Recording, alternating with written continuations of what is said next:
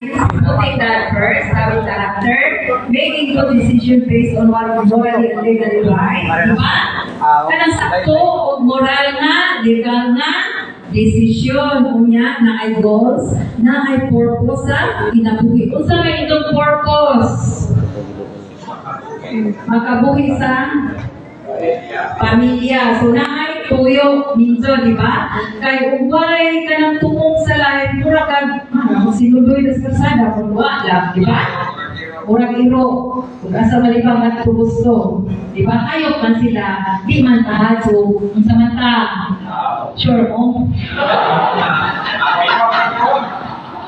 Sure, siguro kayo may iglog. Na may iglog!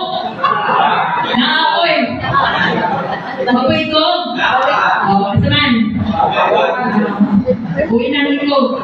Then, na vitality and good health. Kaya sa ulan yung pag-provide sa usa ka pamilya, masakit po. Diba? So, kaya kinahanglan, healthy. Yan saan mo para ma-healthy?